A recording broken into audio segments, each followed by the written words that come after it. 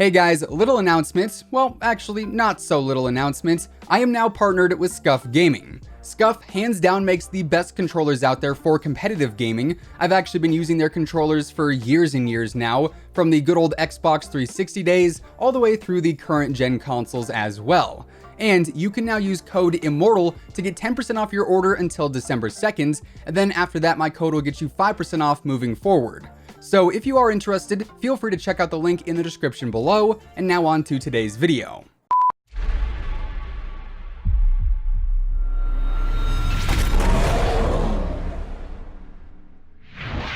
So, by now you probably know that Modern Warfare is a game that is completely dominated by assault rifles.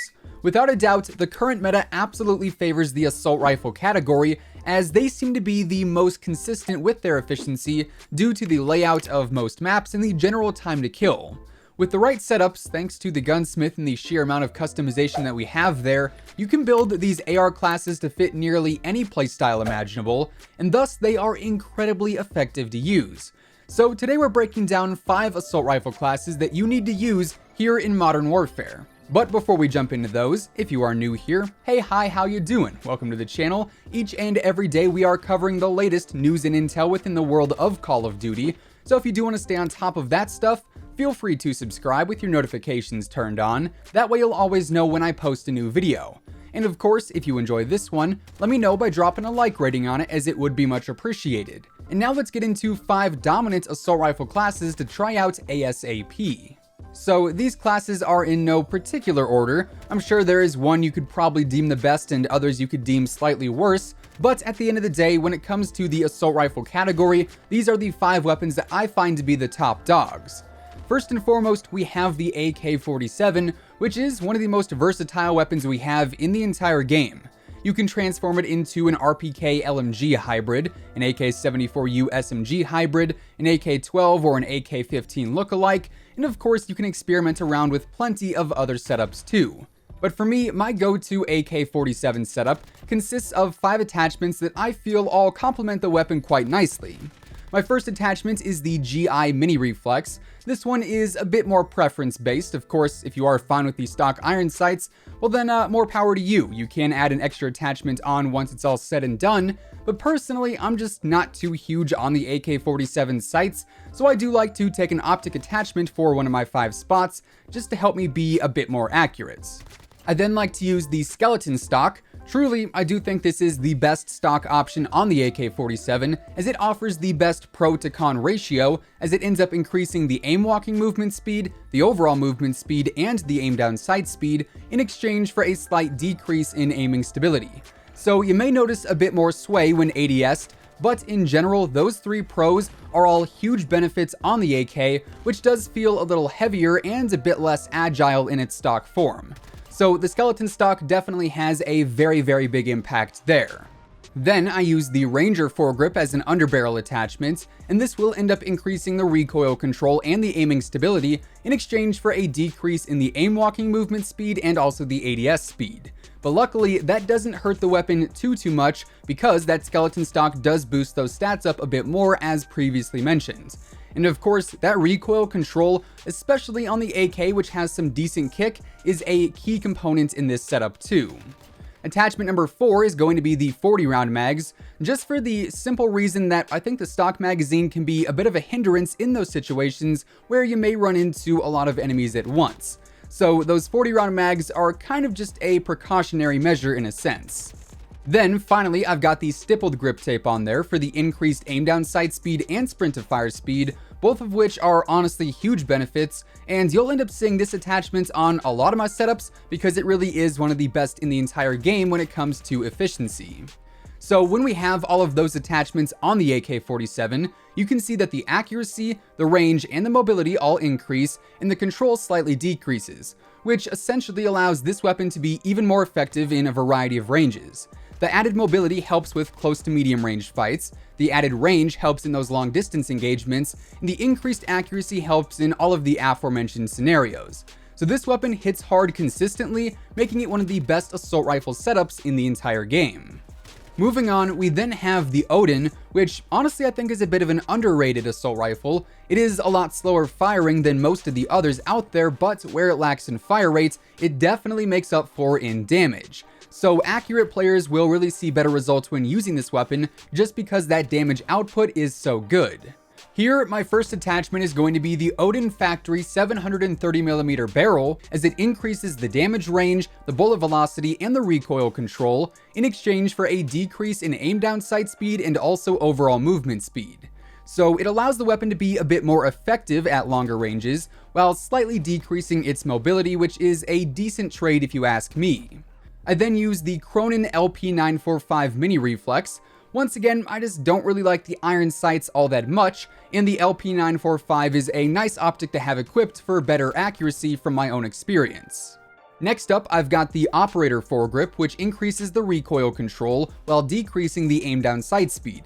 And on the Odin, that recoil is pretty significant. You will definitely notice it in games, so anytime you can counter that, it is well worth it. Then we've got the 25 round mags on there, as the Odin does have a pretty small stock magazine that runs out of ammo relatively quickly if you are fighting a handful of players at once. So a few extra bullets can definitely go a long ways there, and with these mags compared to say the 30 round mags, the mobility decrease is not nearly as noticeable.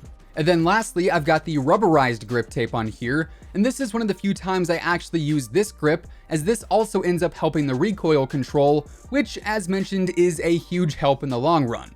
So when it's all said and done, we've got an increase to the accuracy and the range, and decreases when it comes to the mobility and the control.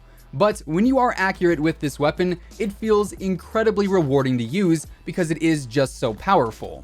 The recoil can kind of be a pain to deal with at times, so tap firing can be a big help, but aside from that, this weapon is a flat-out beast. Now let's shift focus over to the M13 because this is a weapon that, with the right setup, can be pretty nice too.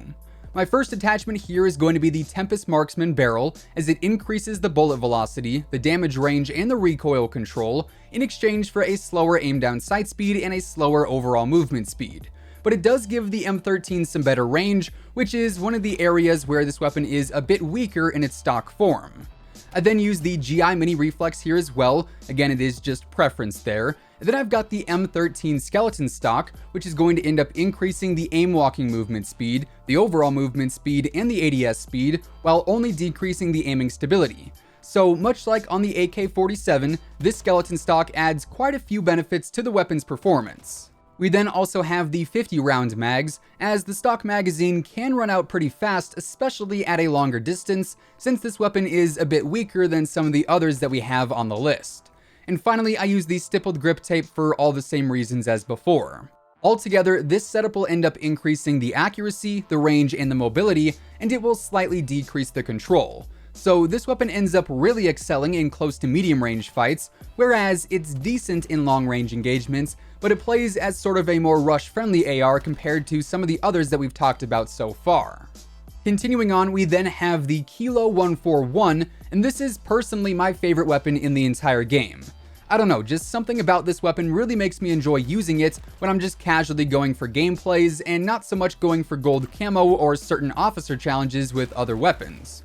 Anyways, on my Kilo, I first used the Syngard Arms 16.6-inch SOCOM barrel, which increases the damage range, the bullet velocity, and the recoil control, while only decreasing the ADS speed. So you get some extra range there, and that's pretty much always a good thing, especially in this game.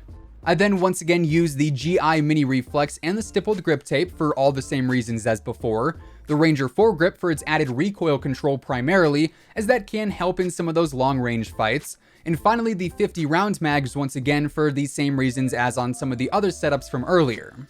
Now, with these attachments on the Kilo, you end up getting a pretty significant increase to the accuracy and a slight increase to the range, with only a minor decrease to the mobility. So basically, it ends up becoming even more effective in those medium and long range fights, and you'll notice as is, this weapon is already kind of a laser, so this setup makes it even more dominant.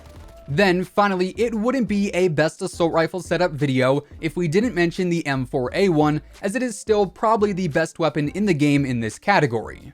Here I'm using the Corvus Custom Marksman barrel as it increases the damage range, the bullet velocity, and the recoil control while lowering the mobility in a few different areas. I've got the Forged Tac CQS stock for its increased aim down sight speed to somewhat counter the effects of that barrel.